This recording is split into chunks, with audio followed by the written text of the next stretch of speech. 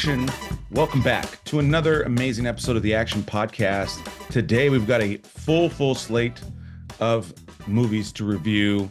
Again, sorry for the absences. We're trying to get it back together. But on tap today, we're going to have Moana 2. We're going to have Wicked, and I'll be joined by Lauren Cardiel to review that one.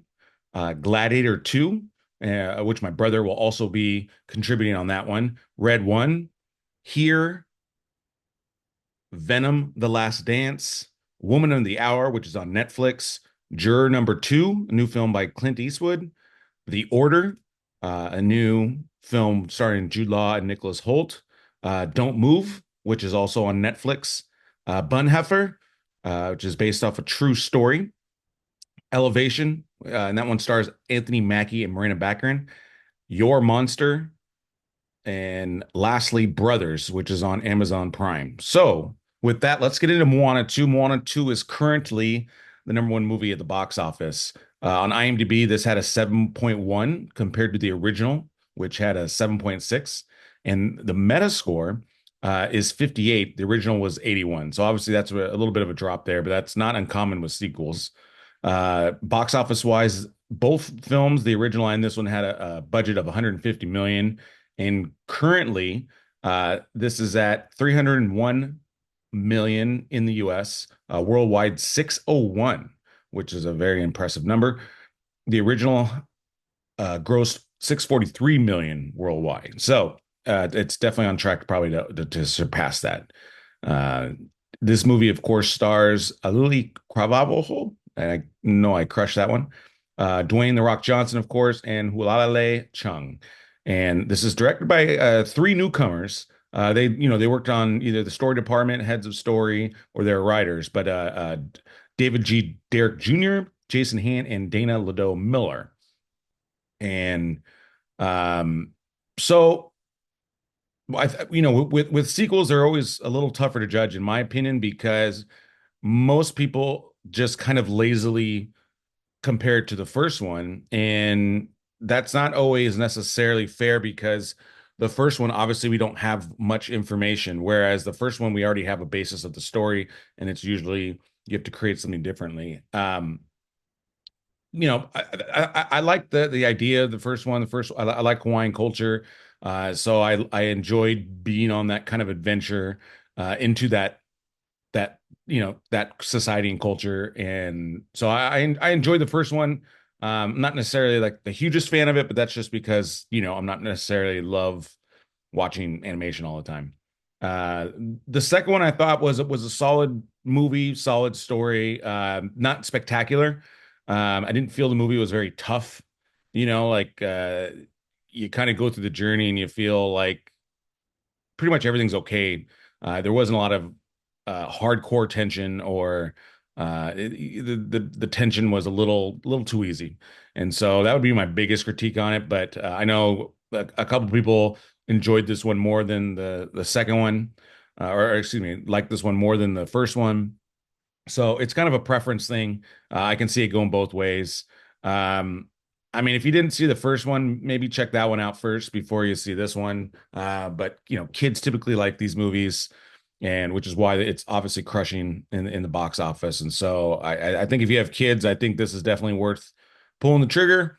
If you don't have kids, yeah, I think you really got to like either a Hawaiian culture or animation. But without it's just kind of a whatever film. So take that for what it's worth. Next, we're gonna do Wicked, and now we're gonna jump to me and Lauren doing our review of Wicked. And here to give her Wicked review, excuse me, we brought in Lauren Cardiel, the queen of Wicked here. I thought it would be appropriate to bring her on. She's obviously done many other podcasts with us. You can check out the links below if you want to see her in other episodes, most notably Hocus Pocus. Don't get me started. But yeah, Lauren, so you've seen both the play and the movies now. Yeah. Yeah. So I definitely want you to take, both things into account when you review this. Let me give a couple stats first, and then actually, no, Yeah. give me first, then I'll get into all the stats and all that. Okay, so yeah, so I've seen the stage play, I don't know, maybe 3 or 4 times, I think. So yeah, definitely excited to see, how it came together in a film because there have been some, stage plays that have been adapted into the movies and they don't quite hit the same. So and Wicked has like a huge fandom. So like, there was a lot of like spoilers and leaks and things and like opinions on casting and things like that on TikTok. So I think a lot of people were really worried, especially when they heard Ariana Grande. Like they just did not agree with that casting. So I kind of just went into it with an open mind. And like also I noticed that when I see Broadway adaptations to film, I want it to sound the same way as like the original cast soundtrack does. And I know that's not always going to be the case, and I get let down so many times, but the movie was just like so perfect. And I think anyone that's like a true fan of the stage play were just like it exceeded everyone's expectations. Obviously there was some songs where like there were different like note choices and things like that, but it was just, I mean, visually it was beautiful. I thought the casting, I was happy with it. I don't want to say like, oh my God, it was like the most perfect casting. But I thought it was really good. I was shocked with Ariana's performance. I thought her comedic timing and kind of like the little nuances that she added into her performance without kind of copying the original stage play version. I thought she added some really cool little things to kind of make it her own. It's the stage play. Galinda is she very like into herself and all that Oh stuff? yeah. Yeah, Okay, very so superficial. Yeah, like when she does like the toss, like all of that kind of. that was in character. That wasn't necessarily an Ariana Grande choice. No, no. Ariana in the film, she kind of always does like this like like Yeah. little smirky thing. That was an Ariana thing. That was an Okay. Ariana choice. But yeah. What was the TV show she did? Oh my gosh, Sam Cat? and Cat or Oh, Cat Sam and and Cat. Sam. Oh my gosh, that is the most annoying show I have ever seen. The girls were into it for a bit, and I was just like, absolutely not. Like, I've seen a couple I episodes mean, of my niece, but yeah. yeah, Ariana was just so annoying in that. But I was hopeful because I think she is such a great SNL host. Like Yeah. every time she hosts SNL, I think she's only done it twice actually. But I think her sketches are always like flawless. Like I think she's a great, comedic performer. So Yeah. I think she added that flavor into her performance. So I thought it was really good. Um the movie runs 2 hours and 40 minutes. I know you Yeah. thought that was very long. Yeah. And it's so funny because you saw it before I did. You saw it, I think, on Wednesday. I saw it on Thursday. And after I said, oh, hey, Paul, like, how was the movie or what did you think? And you just wrote long. And I was like, I immediately rolled my eyes. And Thank you. I'm like, so like going into the movie, like, okay, he said it was long.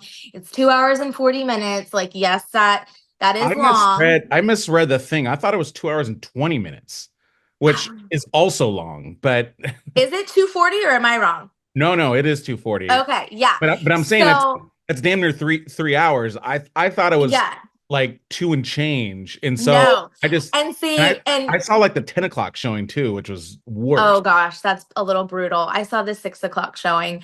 Yeah. Um, but it's funny though, because yeah, that is a pretty long film to sit through. So I was kind of going in there with that mentality. And not to mention that this is part one. So this is part Yeah. one. I The also didn't end know of that either. yeah, the end of the movie takes place, the Defying Gravity, that's the end of Act One in the stage play. So Right. now and usually on stage plays, act one is longer. So act one is longer, and then you go to a 15-minute intermission and you come back, and act two is significantly shorter. So it'll be interesting to How see many how acts they are in kind the of play? two. Oh, okay. Yeah. It's So like it'll be, screenplays traditionally have a 3 act structure, so that's why I was curious if it's oh, okay. similar, but it Yeah. you're just talking about classic like act one, act two, and Broad like intermission. musicals, I Yeah. think. So it'll be interesting to see how they draw that out, if it's going to be the same running time as the first one, or if it's going to be like, traditional like hour and a half I format. promise you it'll be drawn out. That's what I can Well, promise. good. I'm here for it. But it's funny because as I was sitting in the theater and you said, "Oh, it was long." I'm like running through the soundtrack in my mind, right? I'm like, Yeah. "Okay." And then I'm going like, "Okay, like they just met the wizard. That means like Defying Gravity's coming up." And I'm like, "But I don't want it to end. Like I want it to keep going." And so when it ended, I was like, "Oh, this movie was too short. This movie was way too short. I wanted Well, it to yeah, keep yeah, going." But because I just wanted the story to finish. I wanted to see sure. how it ended. But yeah, I loved it. We took the kids and John to see it a week later. Um Mackenzie was a fan. Jackson, about an hour in, was like, "I told you I did not want to come see this film." And Poor so he put the another, blanket over his head. I another gave two him hours, buddy. yeah, he was like not feeling it. Maddie, I thought she was gonna be into it, but she was getting a little antsy. She was kind of, walking up and down the aisle. And so she kind of wasn't into it as much, but she's very much into the merchandise. I think I don't even want to know the amount of money I've spent on Wicked merchandise. I know the marketing budget for that movie must have been astronomical because everywhere you look, it's like It's usually Wicked. 20%, so they probably spent about 30 million. That's insane. Yeah, 30 That's to 40. insane. They spent a lot, so it might be closer to 40, but I mean, everyone had a collaboration with yeah. Wicked. It was like, people were on TikTok, like, like Wicked toilet paper. I mean, there wasn't Wicked toilet paper, but it was like that ridiculous. It was like Kraft mac and cheese. And it was like, are you going to get green mac and cheese or are you going to get pink mac and cheese? And I was like, that is taking it too far. But we had fun with like the Target collaborations. Starbucks did put out really good merchandise. I just spent way too much money on Wicked merchandise, and I'll do it again next year. Well, Um, I actually saw it with my niece, and for our audience here, I have a special surprise. She's going to give a review. So here is my niece Noah with her review. We went to the Century City showing of it. It was amazing. Here you go, Noah. So you just finished watching Wicked, right? Yeah. What did you think about Wicked? I thought that it was a good movie, um, and that it was also very touching. Oh, okay. What was your favorite part of the movie? I liked the ending. Why did you like the ending? I just liked the music and when Alphaba starts flying on the broom. Nice. Spoiler alert, FYI. Spoiler. And then what? Can you sing that final song? No. Okay, good job. There you go. Amazing review. Amazing review. that was adorable. I was trying to coerce her into singing the that one note, the like. Oh my God. We should have got one of the Cardiel kids because I know. I mean that is probably my favorite thing out of having them watch this film is like they sing the little songs and Yeah. like Maddie will go one short day and it's like the cutest. Oh my gosh. So the kids aren't too into musicals, Yeah. like I am. But I think if there's one thing that's going to kind of get them there, it's going to be this one because they love the songs. So, Well, um, I let me give you a couple facts and figures here, and then I'm gonna give you. I have two different reviews because okay. I'm always able to take things in different perspectives, and so I'll give you both of those. But first and foremost, on IMDb, this got an 8.1, which is very good. So I think I think again, I think Wicked fans, even the people I'm sitting next to, I mean, they're clapping after every song. Oh, So I would say in general, and that was in both showings that I saw.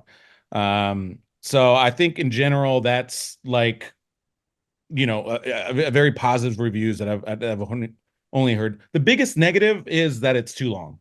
And I would definitely say that is my Mm. negative aspect of it. I've a couple other negative things, but I also have positive things because I'm a positive guy. Metascore 73, which is actually pretty good. And then box office wise, so both movies combined, I believe, had a $350 million budget, but this one had a 150 budget, it's saying, which is estimated. But it's already grossed, it's made just under 360 worldwide, and Right. this is gonna pretty much go until New Year's.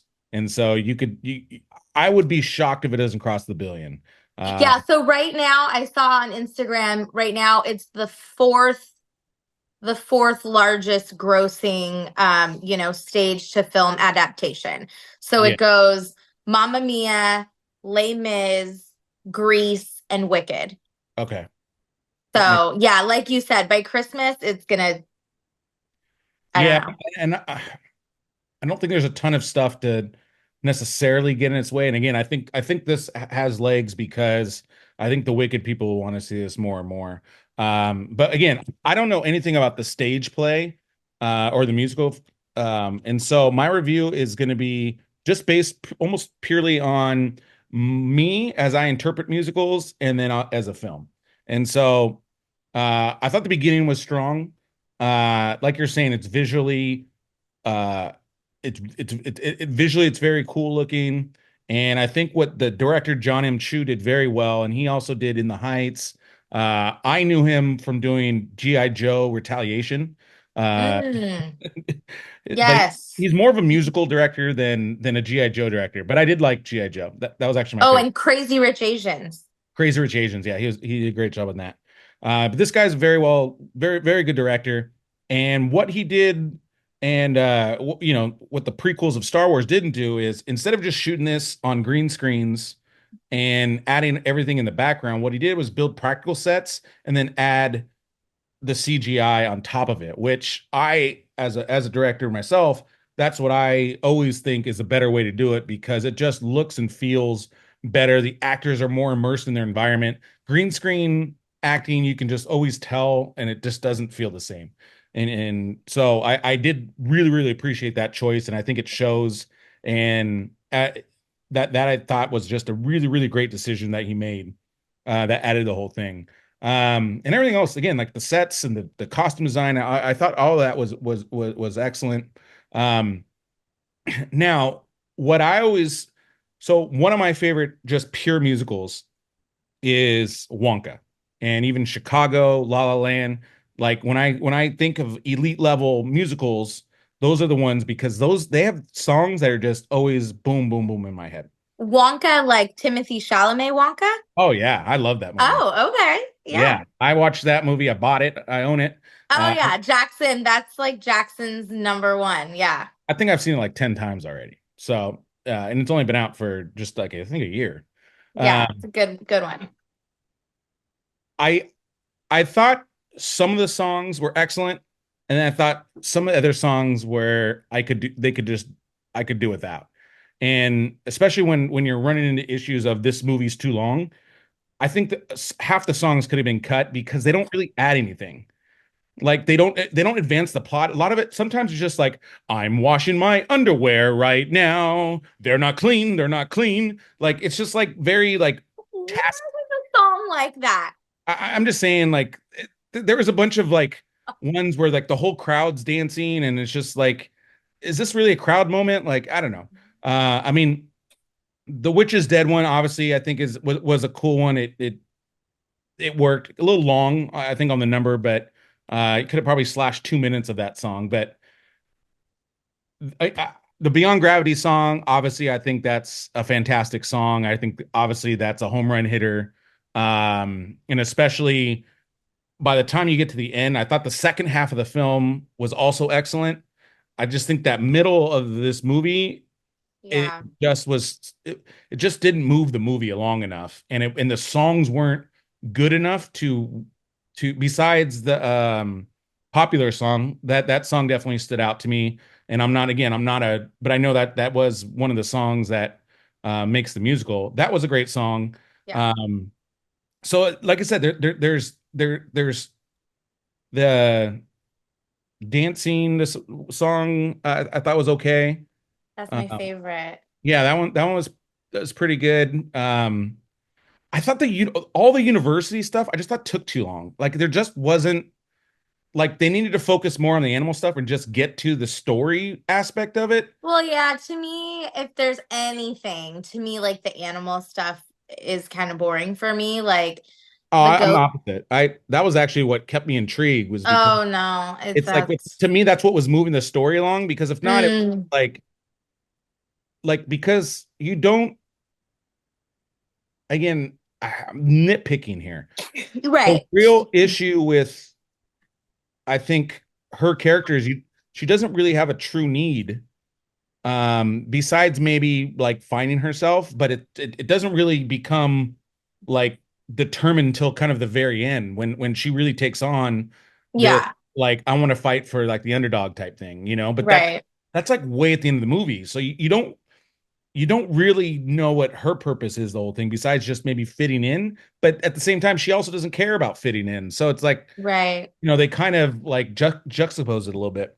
Um I, Galinda's was very clear what her need is, and so she was important in terms of moving the story along. But I said like just the university part, I just thought I Yeah. think it just could have moved faster and get to the actual meat of the story. And so, yeah. But again, Yeah. I didn't overall. I would say I enjoyed it. I think I'll probably like it more streaming, but at the same time, I think it's fantastic to see in the movie theater. The sound is also incredible.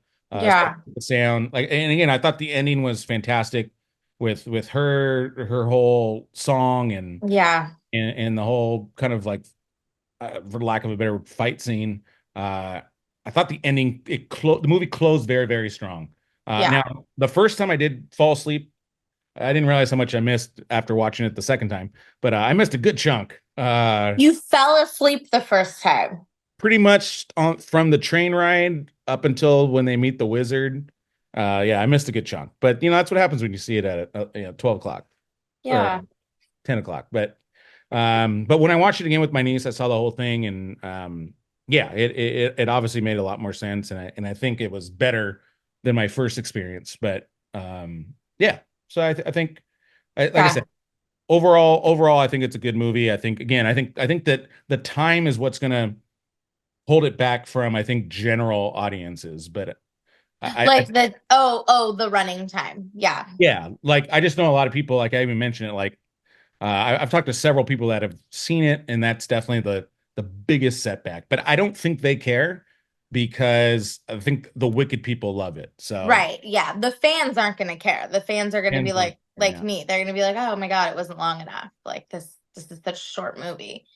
and Uh and I think at this point, I think it's good enough to where the people, the fringe people. I mean, I'll see it, but let's just say people like me will see it again because you kind of want to see it pay off, especially if you've already invested 3 hours. You just kind of want to see it to the end. So yeah, I know that I think in well, I was going to say I think in December, but we're already in December. In this month they're gonna do because like a lot of the fans were like, don't you dare come in this theater trying to like sing along to these songs. That was like what everyone was main concern was like, don't come and try and sing. yeah, So they are gonna do different showings at theaters that are sing deemed along. sing-alongs. So I feel like maybe I'll go to one of those. Like maybe I'll go to like, I don't know, a Tuesday $5 showing in Monrovia, like Yeah, to sing along. But another way that I kind of wanted to see it, just because I was curious, but people on TikTok were like showing videos of them in the theater was when they saw it in 40X. yeah. So they were I still like, haven't seen a movie in 40X. I wanted oh my I God, wanted to it's see so Top. fun. Yeah, I wanted to see a Top Gun in it, and then by the time I figured out like my schedule, uh, Yeah. it's only at certain times, and so you Yeah. and right Yeah. now The you only 40, have. if anything, too, I don't know if you'll see it again, but Moana 2, just because, like, the water aspect, you want to go see it with a movie that there's a lot of action. So, Yeah, I'm waiting for um, an actual action movie. I'm not gonna go see Moana 2 again. Spoiler alert on my movie review. But I am curious to see how they would do Wicked because there's not a ton of like crazy movement other than like the last. No, no, I think no, there is. Yeah, so maybe I'll go see it. I mean, and then If you do a also, 40X, if you do a 40X, I might be down. So let me know. okay, yeah. And then also the stage play is coming to the Pantages. It actually might already be there. It might have opened tonight. So it'll be there December 3rd until like February 5th at the Pantages. Fifth, that's it? So 3 days? no, February 5th. Oh, February 5th. February. I think you said December 5th. I was like, Maybe I did because that's my birthday. yeah. Plug. Hey, happy birthday. By Um, the way, on behalf of Action Podcast, happy birthday to Lauren. This will thank probably come out a day before her birthday. This will come out tomorrow. Okay. Okay, It cool. may still come out actually on your birthday. Don't Oh, I'm under a deadline, so we'll see if I can get this out by tomorrow. But yeah, if yeah. not, So if not, this will go out Thursday. anyone that wants to see the stage play, there is time in LA. Tickets I might. are a little astronomical right now. Oh, Not what are going to be they? taking the whole. They're about 175 a Oh seat. yeah, no, I'm not doing that. That's more than a football game. Like, get the F out of town on that I one. know. See, this is one where I I'm like, maybe only one Cardiel child can see this, and it's not going to be John. I'm gonna go see Detroit, San Francisco, and San Francisco. Like, There you yeah, go. I gotta save my money for more important things. I'm trying to go Yeah. to the Detroit playoff game, so I'm spending my money right, and I'm not spending $200 on Wicked. I'll There tell you you. go. There you go. But yeah, I'll YouTube a state. Oh, yes. So if you would like to YouTube one, they're called slime tutorials on YouTube. So obviously it is very frowned upon to film any type of stage musical play, anything like that. Yeah, legal. But there are slime tutorials of Wicked on YouTube if you are interested in seeing the stage play at a fraction of a cost. I'm gonna see a bootleg like Sierra Madre Community Center, Wicked performance for Oh my God, $10. no, You know no, what I they mean? don't do those. They don't do those. No. Local Zusa. Yeah. Azusa Pacific University. Yeah, there you go. All right. Well, thank you, Lauren, for your Wicked review. I think our fans got a good idea of what to expect out of this movie and what it Yeah. is. Yeah. And currently, this movie is up to like I mentioned, it was the budget's 150. It's now made 460 worldwide, and this is part one of two. So a lot more financial numbers to come through with Wicked. Next, we have Gladiator 2. This has an IMDb rating of 6.9 with the original coming in at 8.5. Metascore 64 and the original only had 67, so not bad at all. Actually, a little bit higher than I thought that it would be given. Box office wise, this budget was 250 million, which I thought is just a little too high. Don't know if that's all necessary, but it just makes it really, really difficult to make its money. In the US, it's made 134 right now. Worldwide, it's made 369 million, which again, if you've not heard us how do you do the breakdown, typically if your budget's 250, it'll need to make 500 million in the box office really to pull in because you take in 50% of it. Now, again, there's streaming rights, things of that nature that also help recruit costs. But typically studios don't add that into their numbers. And so this will most likely be a loss for the studio, but don't worry about them, guys. They'll be fine. The original had a budget of 103 million, which was a lot at that time, but still not terrible.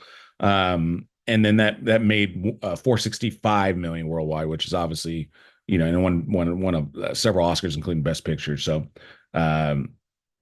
yeah, and this stars Paul Mescal, Denzel Washington, Pedro Pascal, Connie Nielsen's pretty much the only person from the original in this one. And then this was directed by, of course, Ridley Scott, who also directed the first one. So let's jump to Pete. Pete, what do you got on this one? So Gladiator 2, which is a sequel to what, Paul? That's right, Gladiator 1.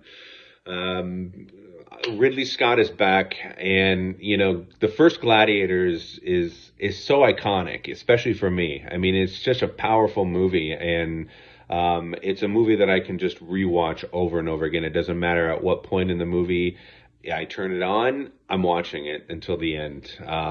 Russell Crowe's performance and Joaquin Phoenix's performances, among everybody else in that film, are just top of the pops. I mean, they're just the pinnacle of great performances, and the writing and the cinematography and the music, and the visual effects, and the reality of what being a gladiator in that time, and under that Roman rule, was all about. So it was very amazing, to say the least. So now we're here with 50 years later with Gladiator 2, and I'm trying to think of the kid's name.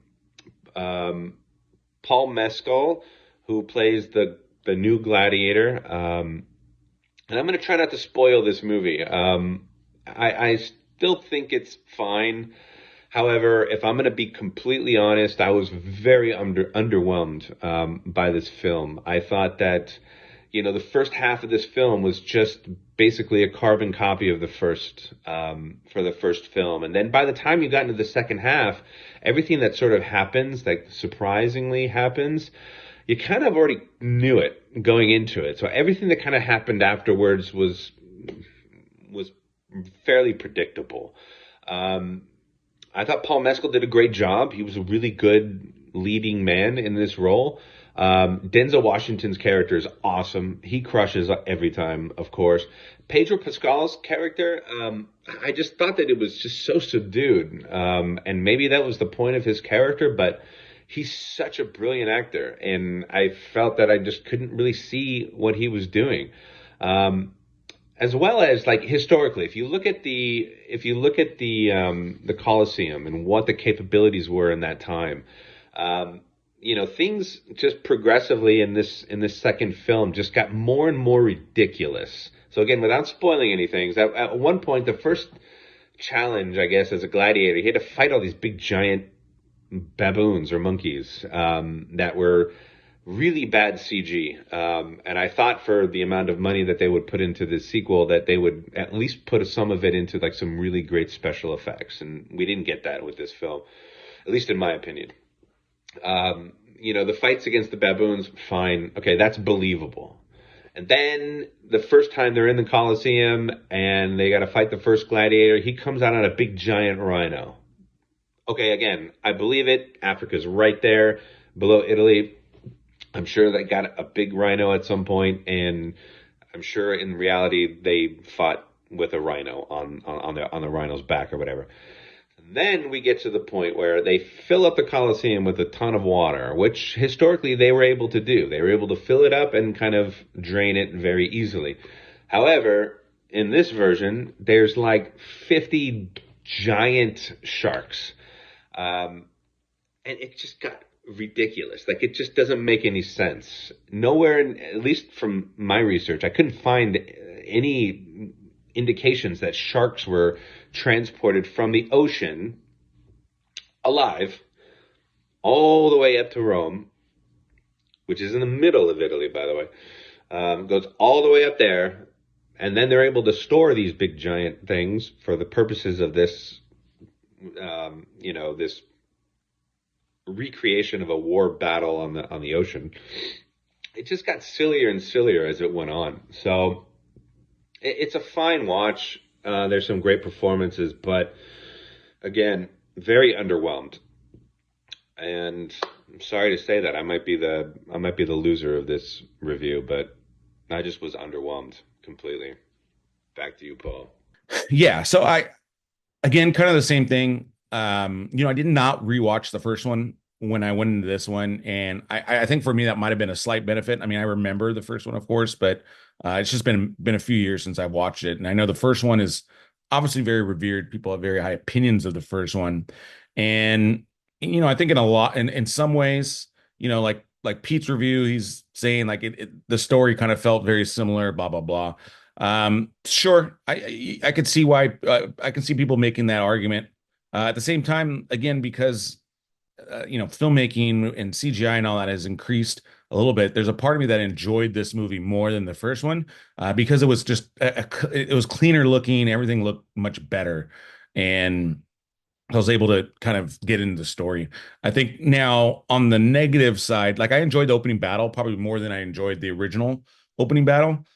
Um, some of the fight scenes, I think I can go back and forth. You can choose which one I liked. Kind of, I like different fights in different movies, but in the first one of my bigger issues was when he was fighting the tiger because it just didn't look that good. And conversely, on this one, you know, though when they fight in the water over the water. Now, fighting over the water was a normal thing, or a thing that happened during that time, but throwing the sharks in there, I thought was just a little over the top and kind of took me out of the movie. And I think that was a negative point. I know my brother hated that part, and I know for a lot of people, that was just a negative. Again, like fighting on a rhino, like it's just some stuff that it's just like kind of takes you out of it. The monkeys looked unrealistic, like they looked too vicious in a way. Not sure if those were real or not. But again, those were little things that again kind of took me over the movie where I could see someone saying, "Yeah, that's why I didn't like it as much." So that's fair. But I would say overall, I like the intrigue. I like how they kind of set everything up. Um, and I don't want to get into too many spoilers, but ultimately, like I said, ultimately I enjoyed the movie and I saw it a couple times and I liked it. And I think I'll continue to watch this a couple more times. Again, I thought it was overall just an entertaining movie and a good watch. So take that for what it's worth. Next, we have Red One, and that one has an IMDb rating of 6.8, Metascore 34, box office. The budget was 350 million, which is just way too high. This made only 86 million in the US and 165 total. This stars Dwayne Johnson, Chris Evans, Lucy Liu, and J.K. Simmons, and directed by Jake Kasdan, who did Jumanji, the Jumanji movies, and then also Walk Hard, the Dewey Cox story, which I love. And so, if you haven't seen that movie, definitely check it out. That's hilarious. One of my favorite movies. But I think this movie was kind of, like I said, the IMDb 6.8. Fans love this movie. Critics not so much. Not uncommon for a holiday, you know, blockbuster type movie. I just think the budget's way too high for this to even have a chance to be successful. Kind of went overboard, on some of the CGI and all that stuff, which is the negative part. But I'd say, for a Christmas movie, I think this is one of those. I was talking with somebody about it. This was a fun ride. This is definitely, I feel, a Christmas movie that will be in the rotation where I'll watch this every year. So this will have legs to it, streaming rights, all that.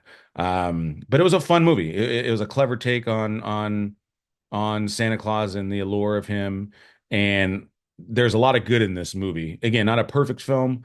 Again, too bloated of a budget, but I think again there's a lot of positives to this, and it's a fun movie that will have legs for many years to come. So I recommend checking it out. Definitely when it comes on streaming for Christmas.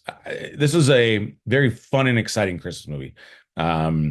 Adventure wise, there's not a lot of movies like this in that genre. So again, recommend it for that. But let's hop to Pete. Pete, what do you got on this movie? So, Red One, directed by Jake Kasdan, who has given us some really great movies and TV, episodic shows or whatever. One of which being the Dewey Cox story, Walk Hard, which is one of the funnier, underrated movies of all time. So Red One stars Dwayne "The Rock" Johnson, Chris Evans, J.K. Simmons, who plays Red One, who's the code name for Santa Claus. So this is like a more modern take on the world of the North Pole and Santa. Very high tech. It's, got, basically like a secret service who protects Red One, who's the code name for Santa Claus. Dwayne Johnson, of course, is the head of security for this security group. And J.K. Simmons is Red One, like I said, and he's always good, right? J.K. Simmons is somebody that is just going to crush every time.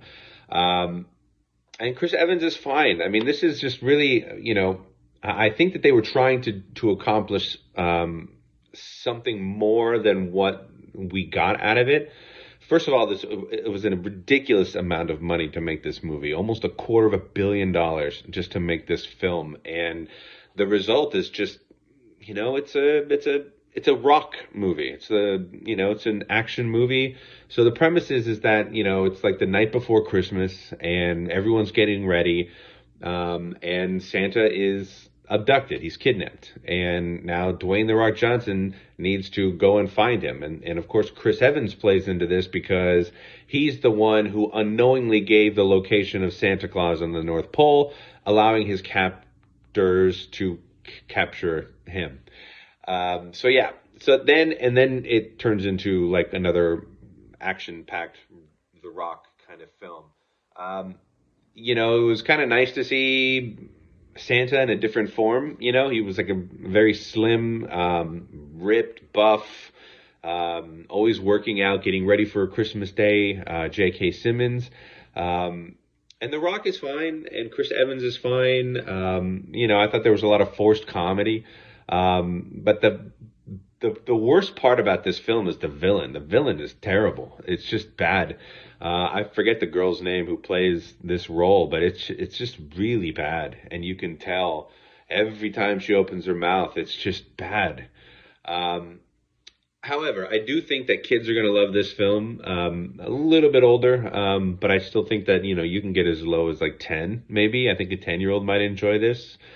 And the performances are fine, and it's an okay movie. I mean, I would definitely go and see it in the theaters if I'm like, what do I do? What do I do?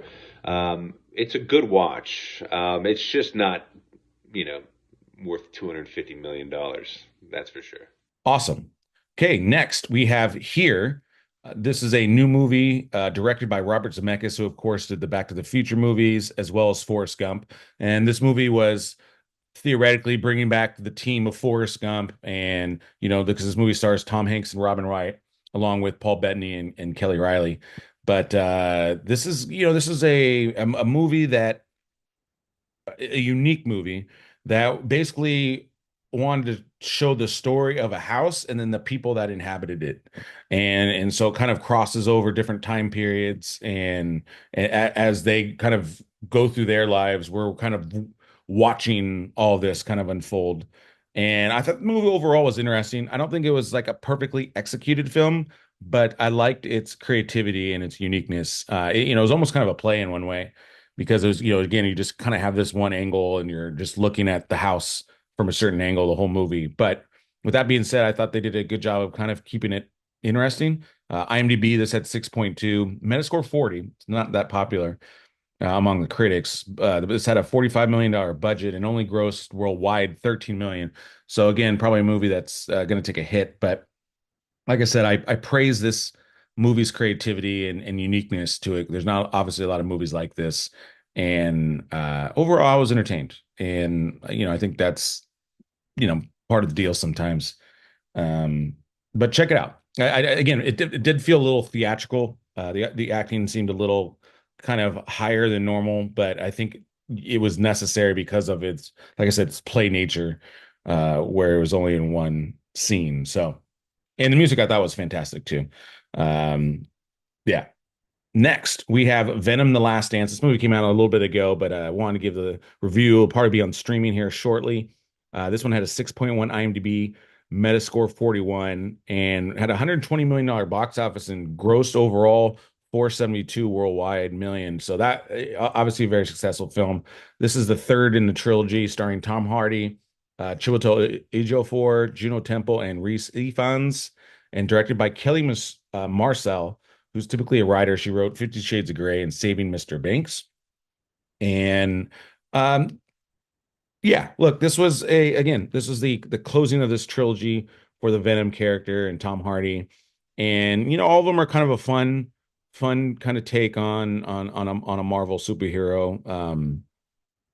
I don't necessarily love this series, but at the same time, it's funny and entertaining enough that I can get through it. I'm definitely a guy that's having, superhero and Marvel fatigue.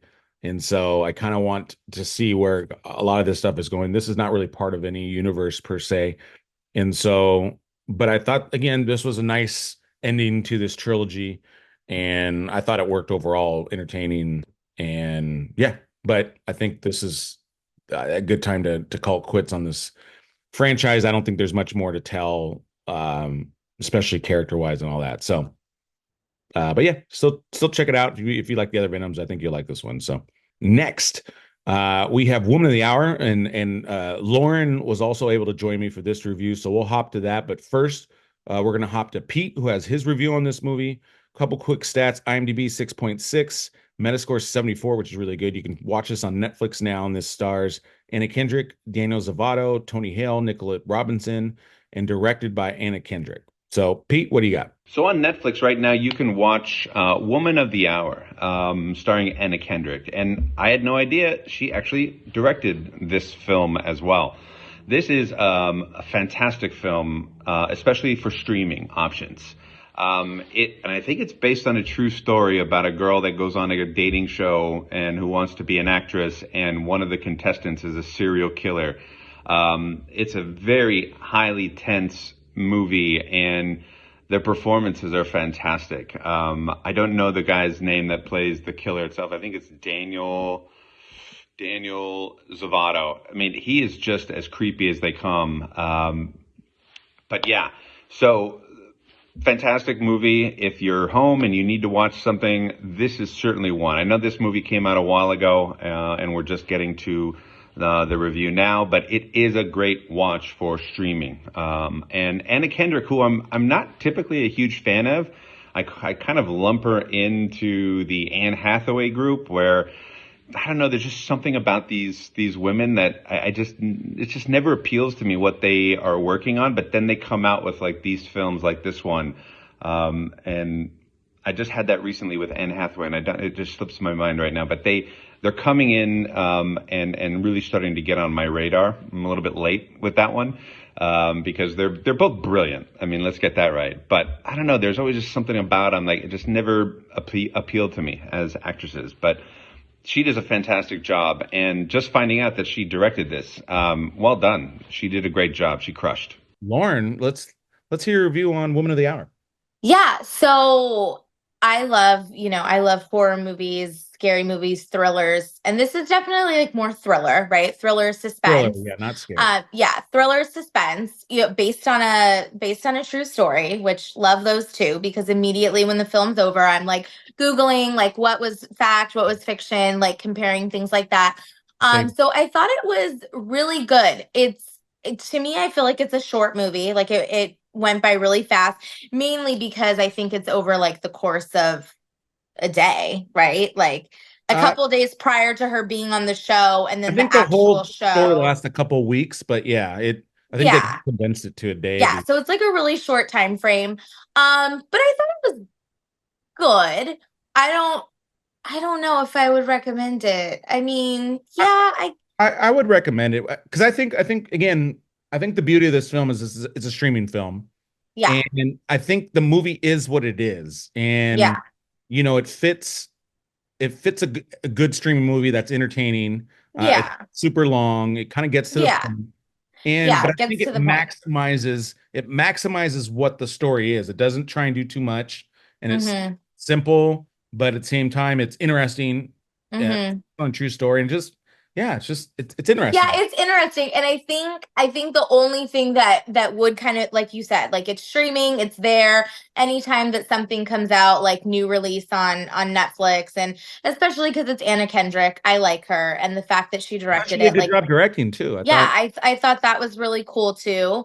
So yeah, and again, I love when something is like based on a true story, and I can go Yeah. back and kind of do my research and see like what was Yeah. fact and what was fiction. So I liked it. I liked it.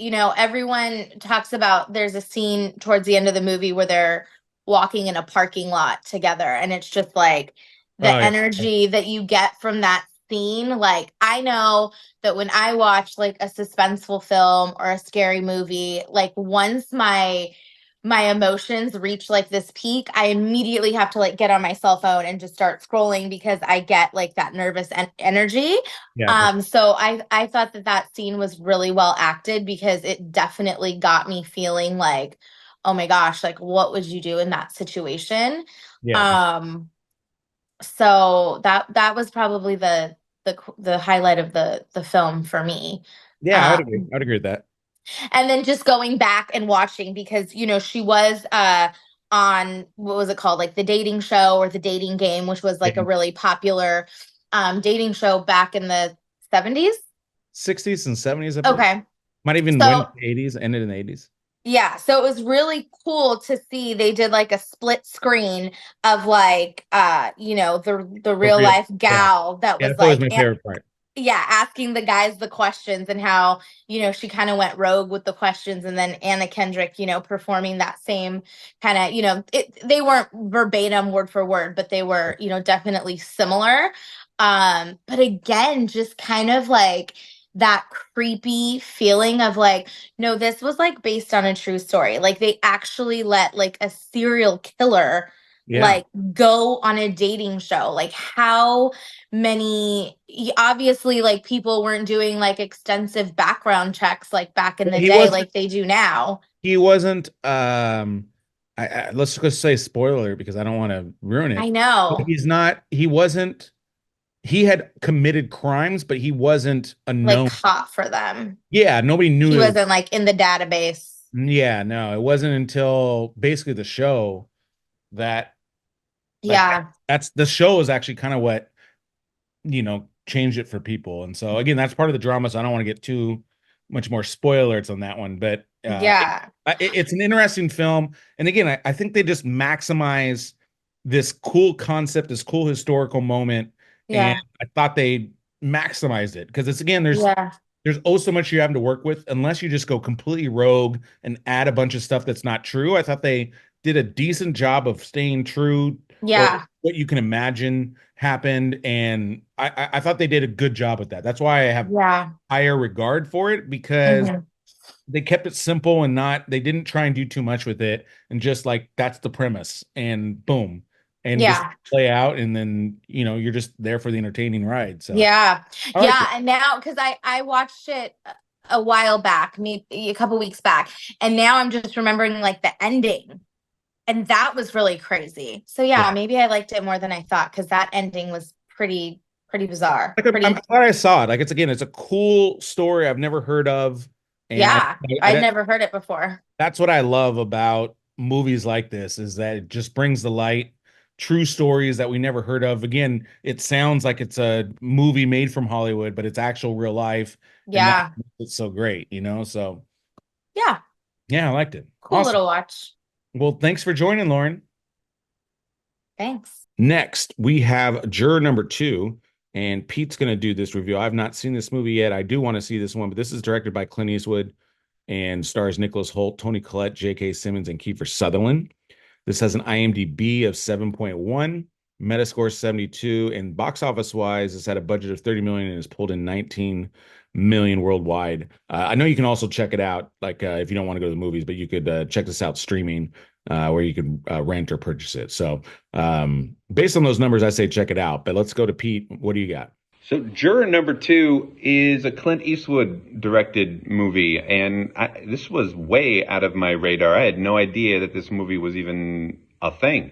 But basically, there's a trial. This guy whose wife is about to give birth, he gets selected for this jury for this murderer who killed his girlfriend, who is facing life in prison for everything. And through a series of like piecing some things together, he realizes that he may have been the one actually to have killed this woman.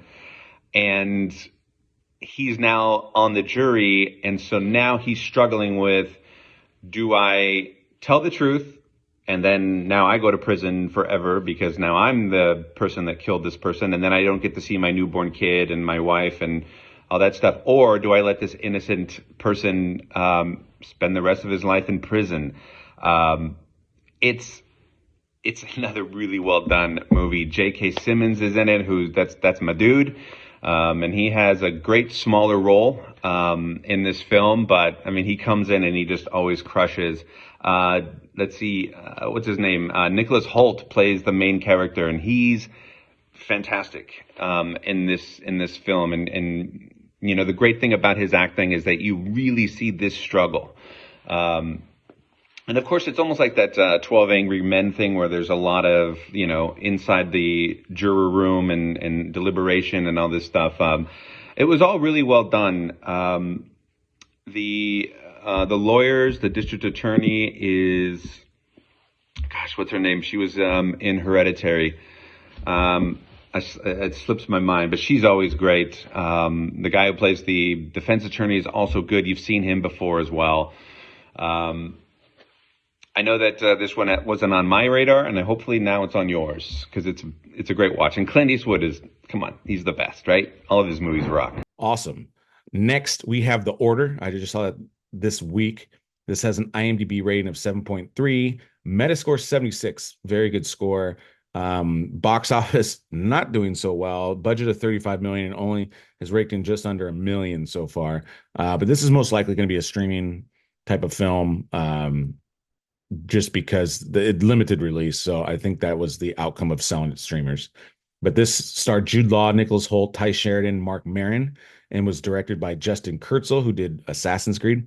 But if you're not familiar with the name of this movie, this is the movie about kind of takes place in the 80s, based off a true story about a kind of like a white supremacist Aryan Nation type group that kind of breaks off from the traditional Aryan Nation and is basically trying to create a new order. That's where the name comes from. And is looking to kind of escalate their actions and ultimately, you know, really rebel against the government. So, and Jude Law is kind of the FBI agent that's going to investigate this group. So, ultimately, I did enjoy this film. This is really up my alley, historical, you know, based off a true story, and you know, I really wanted to see it, which is why I went late to the film to see this one, because this is the interesting kind of topic where, you know, kind of, you know, good guys, bad guys, FBI versus the white supremacist, and chasing them down and all the good stuff. But it's a good story, entertaining. Interesting characters, and like I said, I enjoyed the ride, so I highly recommend checking this one out, either in theaters if you can still catch it, or you know, on streaming when it's available. Next, we have Don't Move. This is on Netflix right now, has an IMDb rating of 5.8, Metascore 54. This stars Kelsey Asbill, Ben Wittrock, Maury Treadwell, Danielle Francis. Really just a two-person movie, though. Directed by Brian Netto and Adam Schindler. And this is, you know, kind of another cat and mouse thriller. But let's jump to Pete on his review of this one. So another Netflix watch, thriller, if you will. After you've watched Woman of the Hour, I would recommend going and seeing Don't Move. This is another one of those, these are typically kind of movies I don't like, where you're just like tense the entire time, and you're just uncomfortable the whole time. So basically this serial killer, who's really good at his job and his process is he's almost got it down to a science. He injects a woman who's grieving over the loss of her baby, injects her with like this paralyzing agent. And so as it's starting to take effect, she's like running, but it's slowly starting to kind of wear her down, and she's like starting to not be able to move. And is she going to escape? And she finds help, but then that person gets killed. And then it's like, what's going to happen now that she's completely paralyzed and at the will of this killer? I thought this movie was really well done as well.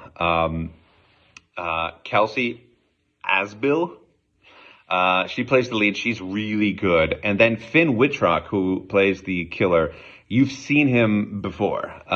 He's been in a ton of stuff. You know his face. He played a creepy killer perfectly, and I thought that he really did a well job. He's got one of those like typical Hollywood faces, but there's something in his eyes that he just looks mental. And so he was perfectly casted for this role. So yeah, another great Netflix thriller to watch this weekend. Boom. Awesome. Yeah, I have a very similar review. Again, ultimately, I'd say, especially for streaming on Netflix, this is a little entertaining one. Um, very kind of simple concept, but just kind of a thrill ride that you're in it to the end, and you're just curious on how it's going to unfold. And it's entertaining. Again, for this is to me a perfect kind of streaming film that fits kind of the genre type mold that makes this film work. And I say, check this out.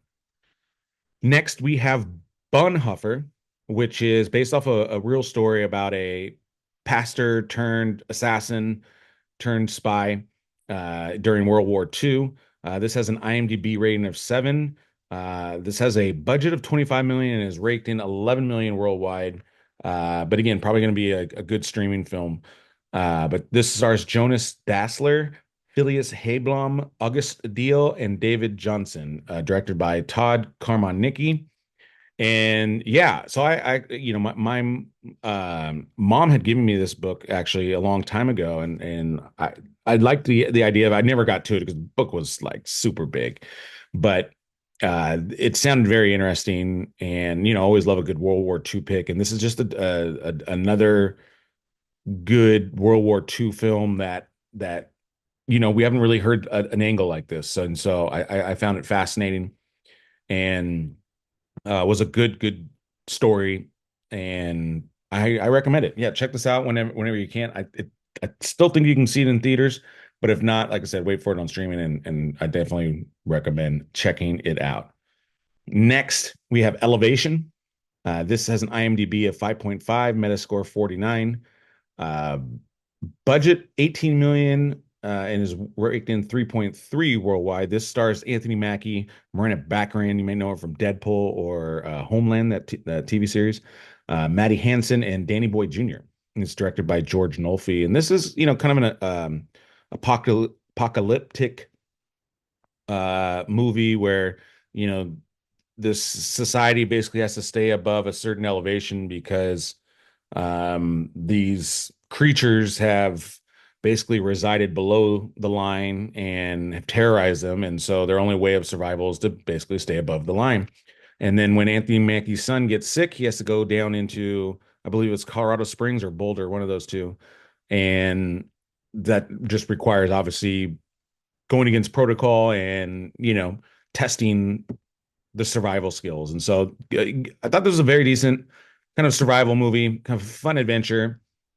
Definitely felt like it could have been, to me, this was like a poor man's A Quiet Place. But like I said, I thought overall this movie was entertaining. Not a perfect film by any stretch of the imagination, but again, I think especially on streaming, I think this will be a good watch and entertaining. Being kind of simple concept, nothing too crazy about it, but still entertaining nonetheless. And I think check this out when it's available on streaming. I believe it should be shortly because I don't think it's in theaters anymore. Next, we have a smaller picture that was in theaters for a minute, but it's called Your Monster. This has an IMDb rating of 6.4, Metascore 62.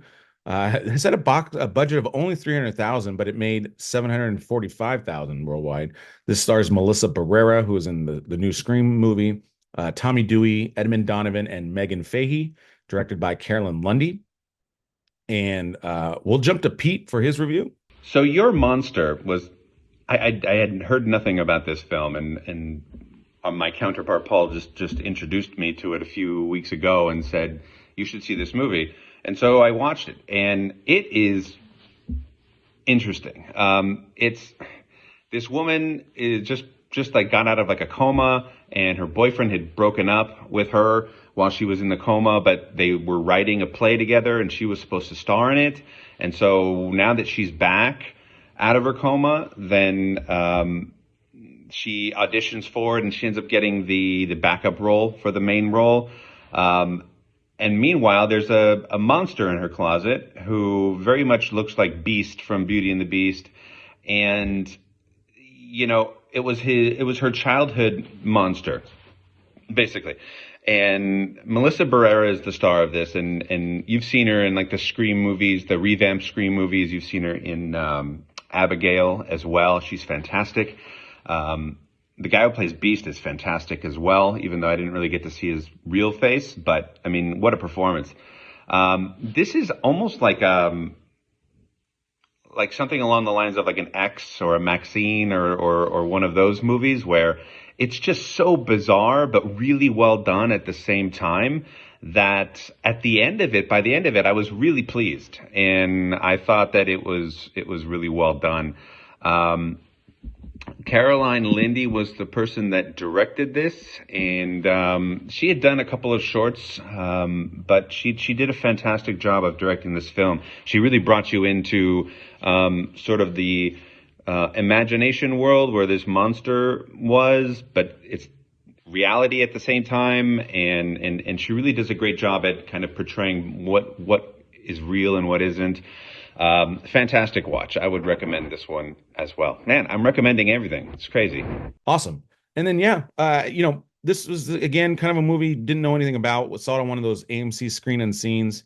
And so this was kind of like a date movie for me and my girlfriend. And overall, we both enjoyed it. It was funny, clever, and yeah, just again, a different type of movie, kind of that Beauty and the Beast type of film. But it was, again, a kind of a fun little romantic comedy, and definitely as a date movie, I think it's a solid date movie that both men and women will like. So check it out.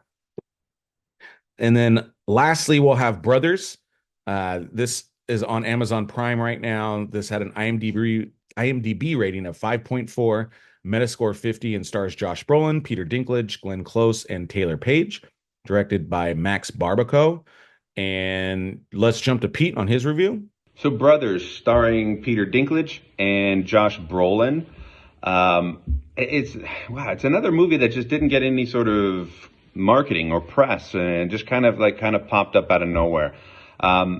This is an interesting film because it's kind of a comedy, but it's also action and drama all at the same time. Josh Brolin plays a less than strong sort of character, and his brother Peter Dinklage is like the badass guy who's always in prison, but he's out, and there's one more job, and he needs Josh Brolin's help, even though he's now engaged and he's about to get married and he's left that life behind. Brendan Fraser is also in this, and he plays a great role as the sort of detective who's like chasing after Peter Dinklage's character.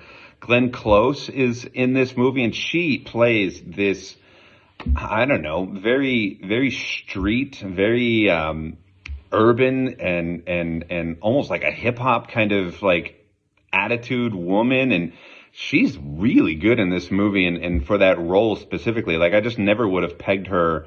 And then Taylor Page plays the fiance of Josh Brolin, and she's amazing. So this movie's really good because you're going to get some great laughs. There's a lot of great action and drama and suspense and everything. It just, I don't know, there's something missing about this movie, and I can't really quite put my finger on it, but it is definitely worth a watch. See you guys soon. Awesome. So this movie, I think, is okay. I don't think this movie crushed it by any stretch of the imagination. I actually had pretty high hopes for this movie just because I love both Josh Brolin and Peter Dinklage. I like seeing Josh Brolin kind of in a different role, and just thought maybe it needed a little bit more time to gestate.